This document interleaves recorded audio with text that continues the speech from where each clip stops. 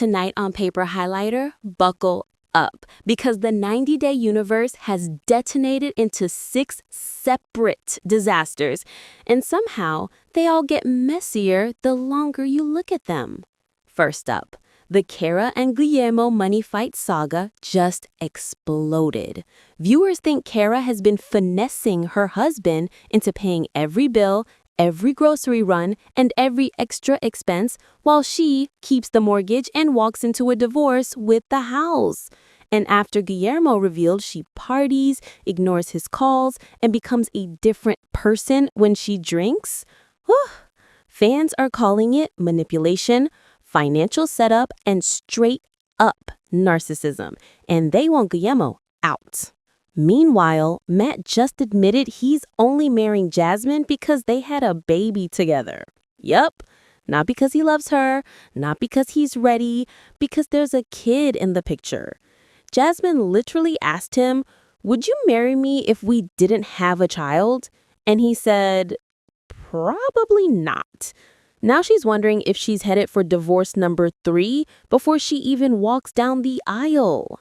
Third, Andrei and Libby have turned the tell-all into a scorched earth demolition derby. They're dragging Loren about her body, her choices, and her marriage, while fans are screaming, "Mind your business."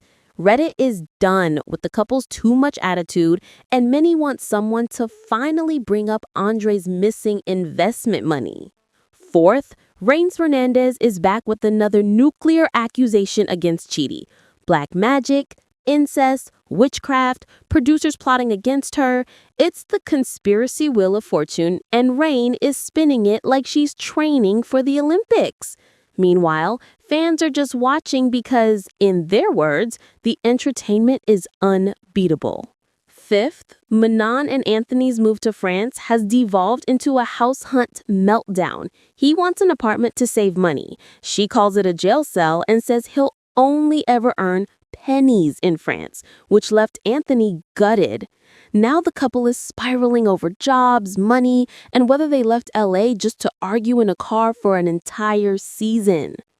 And finally, Luke bought Madelein a $2,000 puppy to fix their relationship.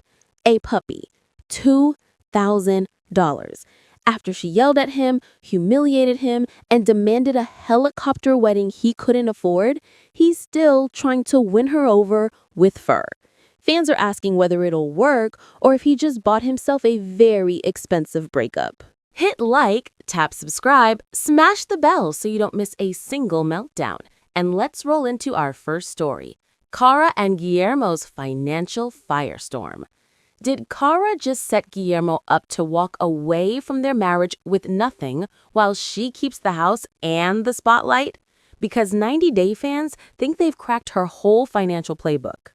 On the Happily Ever After Season 9 Tell-All No Limits, Cara and Guillermo sat down to talk trust, drinking, and phones. But fans say the real scandal is money. Viewers now believe she's been quietly exploiting his love and labor for her own financial security. So here's how this blew up. On the tell-all, Guillermo admits they've been snooping on each other's phones. Cara instantly denies ever doing anything shady with his, but he doubles down, telling Sean and the cast that when she's out partying, she doesn't answer his calls and comes back a different person after drinking. Cut to Guillermo calmly saying he doesn't mind if she drinks. He minds that alcohol turned her into someone horrible. That comment alone would have sparked drama. But then Reddit got to work, and the conversation shifted hard into finances. Fans started breaking down how their bills are structured. According to one viral post, Cara takes care of the mortgage while Guillermo allegedly has to handle everything else. Groceries, bills, day-to-day living costs. At first, that sounds like teamwork, until you factor in divorce. Here's the theory. If they split, Cara keeps the house because it's in her name and connected to her mortgage. Guillermo, who's been pouring his money into all the other expenses, walks away with nothing. No equity, no asset. Just receipts for utilities. One commenter called it an evil financial setup, saying she put it in his head that this was fair when really it just secures her future. And fans are not mincing words. They're calling her manipulative, narcissistic, and accusing her of finessing him while he stays home with their son Nicholas. Remember, Guillermo left his home and family, moved for her, and is now a stay-at-home dad while she's out chasing her bachata music career and public image. Another big talking point, effort. Viewers feel Guillermo is the one giving 100% to the marriage, for love, for their child, while Cara, in their words, is the problem, not him. Several comments say they hope he finds someone who actually values him, especially as their relationship looks more and more like it's headed toward a nasty divorce.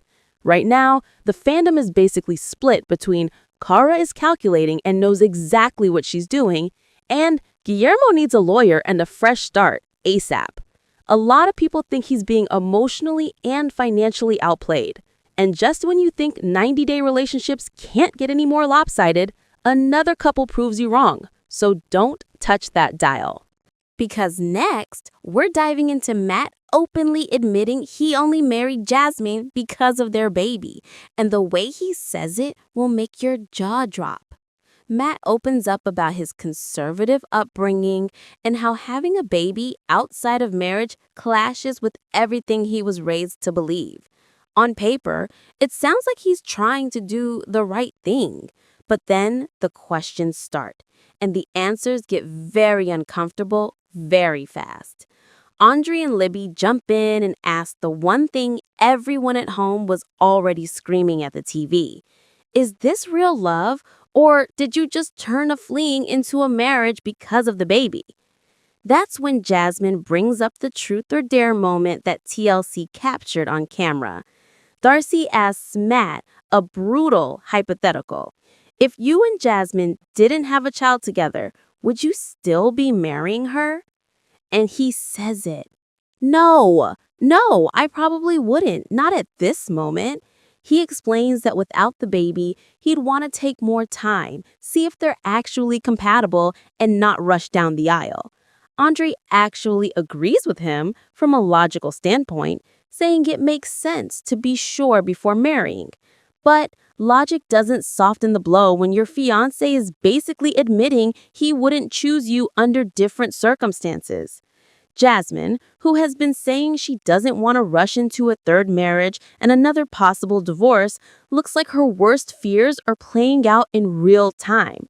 She's been clear. She wants to heal, make better choices, and not repeat past mistakes. Hearing Matt admit that his main motivation is the baby, not love, throws all of that into question. Meanwhile, fans online are dissecting every frame. Some say Matt is at least being honest about not wanting another child out of wedlock without marriage. Others think this is emotional disaster territory, that he's setting her up for a marriage rooted in obligation instead of genuine affection. The big takeaway? Matt may be trying to do what he thinks is morally right, but Jasmine doesn't want to be someone's duty. She wants to be someone's choice. Right now, the fandom is firmly on Jasmine's side, applauding her for not racing into another heartbreak, and a lot of viewers are betting this wedding either gets postponed or never happens at all. Keep it locked because we're not done dragging the tell-all couch just yet. Up next, Andrei and Libby turn their sights on Loren, and fans say their attitude is officially out of control. The vibe between Andrei, Libby, Loren, and Alexei is already frosty. They're not close friends anymore, and that's very obvious. But instead of letting distance be distance, Andrei keeps poking. He goes after Loren's postpartum body, her weight loss surgery, and even Alexei's loyalty as a husband, implying he was out here eyeing other women because Loren let herself go after kids. Immediately, Loren shuts that down. She explains, again, that her decision to have surgery was about her own health and comfort, specifically wanting to fix her hanging stomach after multiple pregnancies, not because she was chasing male attention or reacting to Alexei's supposed wandering eye. But Andrei doesn't really care about the explanation. He keeps pushing, and Libby backs him up with that ride or die energy that, in this context, just looks like enabling. She's nodding along, chiming in, and it feels less like concern and more like a public tag team takedown. Meanwhile, Reddit is livid. One popular thread basically says, "Why does Loren have to justify anything about her body to this man?" Another comment points out the hypocrisy. No one on that stage brought up Andrei's sketchy investment losses, the storyline where he allegedly misplaced money, yet he's out here critiquing someone else's life choices like his own house is in perfect order. Fans say the whole thing feels dragged out and forced, like Andrei and Libby decided that fighting with Loren would keep them relevant, so they just keep poking the bear. The phrase "too much attitude" comes up over and over. Viewers are tired of seeing Loren have to over-explain private medical decisions while Andrei acts like he's the morality police. By the end of the segment, the audience takeaway isn't "Loren's doing too much," it's "why are Andrei and Libby so obsessed with her?" People are actually expressing disappointment that no one flipped the script and told Libby to worry about her own husband's money before commenting on someone else's body. Right now, the fan consensus is pretty clear.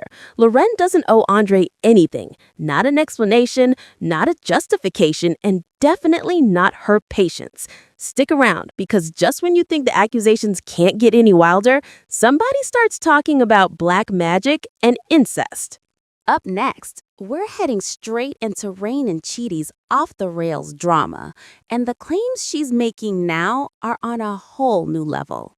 In a Fresh Threads confession, Rayne says that during her relationship with Chidi, she had no idea he was allegedly romantically involved with his sister, Victoria, and secretly practicing black magic. She says she felt humiliated and disgusted by what she claims she endured, and that speaking out is her way of finally exposing him. She doesn't stop there. Rayne also alleges that Chidi scammed her and that TLC's producers basically set him up to ruin her image on the show. According to her, she was painted as the villain by design, harassed, misrepresented, and used for drama. She even drags God into it, saying this was all part of the plan, but quickly adds that she isn't as vulnerable as people think. If this sounds familiar, it's because Rayne has been on this supernatural wavelength for a while. She's previously called Chidi a witch doctor, criticizing his energy and behavior, and hinting that there was something dark going on behind the scenes.